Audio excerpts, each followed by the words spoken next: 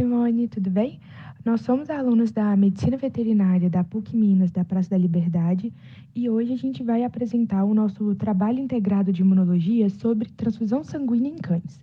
O nosso grupo é composto pelo Gustavo Ferman, eu, a Maria Beatriz Pereira, a Maria Emília Brandão, a Paola Matos, a Poliana Ferreira e a Thaís Diamantino, e todos nós cursamos só a matéria de imunologia. Eu vou começar falando um pouco sobre a história da transfusão de sangue, né? Porque desde os tempos remotos já era comum beber sangue de indivíduos considerados fortes e resistentes que foram mortos em batalha. Mas as transfusões sanguíneas só começaram mesmo a acontecer ali no século XVII. Inicialmente, ela era experimental em animais e ela tinha caráter heterólogo, que as transfusões eram entre espécies diferentes. No caso dos humanos e dos animais, tinham até alguns que defendiam que o sangue dos animais era mais puro, porque ele não era contaminado pelos vícios e pelas paixões mundanas. Mas a medicina transfusional veterinária só começou lá na década de 50, quando começou a ter uma maior preocupação com os animais e uma existência dos equipamentos apropriados para tornar essas transfusões possíveis. E a descoberta do sistema ABO, dos grupos sanguíneos humanos, mais ou menos em 1900 por aí, acabou estimulando a pesquisa por grupos sanguíneos nos animais domésticos também. E, ao longo do tempo, foram sendo pesquisados cada vez mais e foram estabelecidos pequenos bancos de sangue para pequenos animais, tanto com fins comerciais quanto com fins lucrativos, e foi fundada a Associação de Medicina Transfusional Veterinária, mais ou menos em meados de 2000, que é uma área que, querendo ou não, ainda tem muita coisa para ser explorada. Agora eu vou falar um pouco sobre o que é de fato a transfusão sanguínea. Ela é definida como uma terapia intravenosa com transferência de sangue total ou apenas dos seus hematocomponentes. Vai depender da disponibilidade e da indicação da transfusão. E ela é sempre feita de um indivíduo saudável, que é o doador, para um indivíduo doente, que é o receptor. E esses doadores não são escolhidos por acaso, são voluntários sadios que vão passar por uma série de avaliações para poderem ser aprovados e doar sangue. Resumindo, nada mais é do que um transplante, só que o órgão que vai ser transplantado é o sangue. E a finalidade dessas transfusões sanguíneas é justamente aumentar a capacidade de transporte de oxigênio e fornecer componentes homostáticos necessários, proteínas plasmáticas ou leucócitos.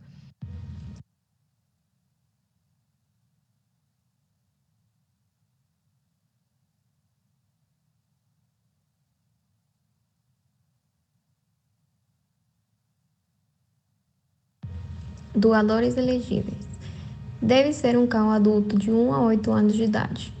Animal vacinado, livre de ectoparasitas e que não apresente nenhum tipo de doença vinculada pelo sangue, para que não ocorra nenhum tipo de reação. Candidatos elegíveis. Será realizada a transfusão para aqueles pacientes que apresentem perda maciça de sangue por hemorragia, hemólise ou anemia não regenerativos.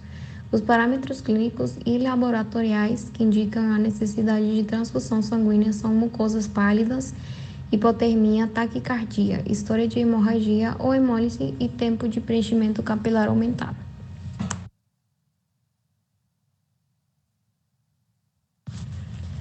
A transfusão. As transfusões são recomendadas quando o paciente apresenta sinais clínicos significativos de anemia, quando tem hematocrito menor de 10% ou hematocrito que caiu rapidamente para menos de 20%. É recomendável fazer a prova cruzada antes. Quando o tempo de espera pelos resultados dos testes compromete o tempo de vida do animal, a primeira transfusão especificamente pode ser feita na ausência desses resultados. O sangue será administrado através das veias cefálicas e o sangue do doador será coletado através da jugular. Deve-se monitorar o estado do doador com a coloração das mucosas, pulso e frequência respiratória. O sangue deve ser frequentemente homogeneizado para evitar a formação de coágulos. O cachorro doador deve, pelo menos, estar em jejum de 12 horas, também realizar soroterapia, alimentar o animal após a doação e evitar o exercício físico. Bom, o que é sangue? Sangue é um tecido conjuntivo formado por diversos tipos celulares que ficam embebidos em um meio fluido denominado plasma. O plasma contém gases, íons, proteínas, nutrientes, hormônios não proteicos, moléculas transportadoras, que são as transferinas, entre outras moléculas. Então, dessa forma, o sangue é constituído cerca de 66% de plasma e 34% de elementos figurados que compreendem as células sanguíneas.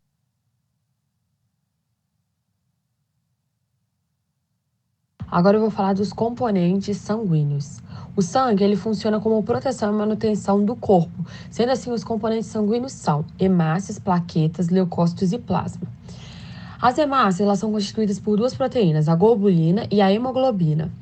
A coloração vermelha da hemácia é devido à presença da hemoglobina e tem como principal função transportar oxigênio pelos diferentes tecidos do corpo e transportam também uma pequena quantidade de gás carbônico. As plaquetas são fragmentos celulares envolvidos diretamente na coagulação sanguínea. Durante a coagulação participam diversas proteínas, por isso esse processo também pode ser chamado como cascata de coagulação. Em uma lesão, as plaquetas liberam serotonina, que atua como vasoconstritores, retraindo os vasos sanguíneos e, consequentemente, diminuindo a perda de sangue. A seguir, as plaquetas ativam a protombina para sua forma ativa, a trombina, que causa a polimerização do fibrinogênio, formando um tampão, e iniciam a formação de um coágulo de fibrina, que é uma malha proteica que forma o coágulo e que fecha a parede até que a parede do vaso cicatrize.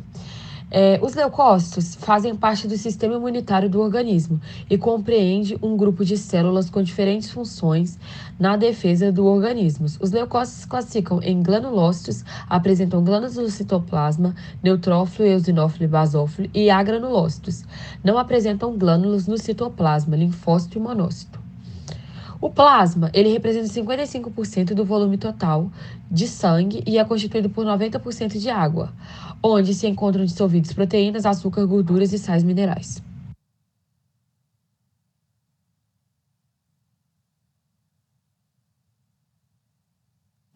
Agora eu vou falar sobre antígenos eritrócitos, que são substâncias químicas presentes na membrana dos eritrócitos, podendo ser de origem proteica ou carboidrato, e dados geneticamente. Os tipos sanguíneos são definidos por proteínas presentes na membrana dos eritrócitos, funcionando como antígenos. São 11 tipos sanguíneos relatados, sendo 9 reconhecidos como importantes em transfusões. Eles são DA1, que é dividido em DA1.1, DA1.2, DA1.3, DA3, DA4, DA5, DA6, DA7 e DA8. O DA1 é o antígeno mais estudado, podendo apresentar 4 tipos de fenótipos. DA1.1, DA1.2, DA1.3 e negativo. Além disso, o DA.1 é extremamente antigênico. O DA4, por sua alta frequência, os cães DA4 positivos são considerados doadores universais. Além disso, não há casos documentados de anticorpos naturais anti-DA4, diferentes do DA3 e DA5. E foi sugerido que em transfusão de sangue DA4 positivo para paciente DA4 negativo não seria descrita sensibilização e não causaria reação hemolítica. Além disso, foi descrito um novo sistema chamado DAO, que ele foi descrito há uma década atrás e foi descoberto durante a realização de testes de compatibilidade em uma cadela dálmata, mas ainda está sendo estudado.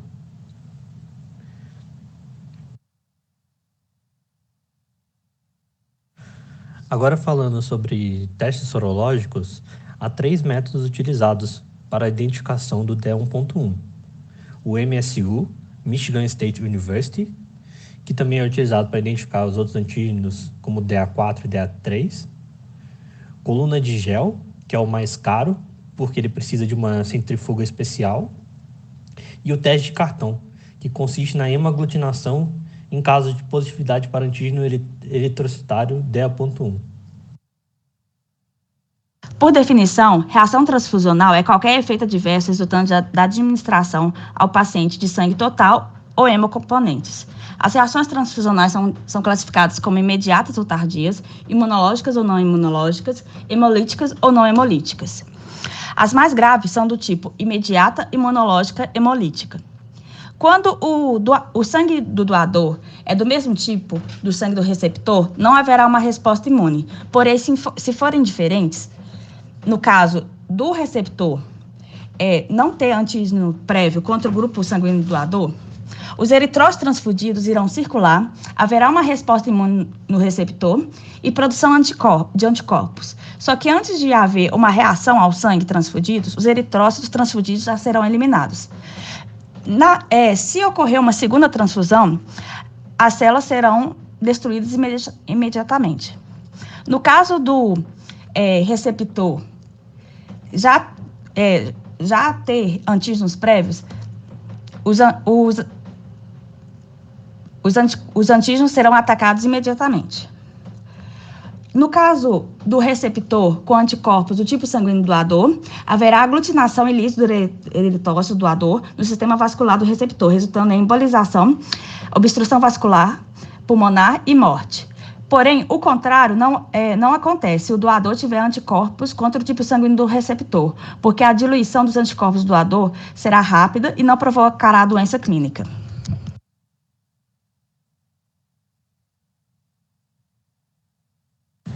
As reações transfusionais geralmente são categorizadas como imunológicas ou não imunológicas e depois elas são divididas por serem de natureza aguda ou tardia. Uma reação transfusional aguda geralmente pode ser notada minutos a horas depois do início da transfusão. Entretanto, isso pode ocorrer também 48 horas depois.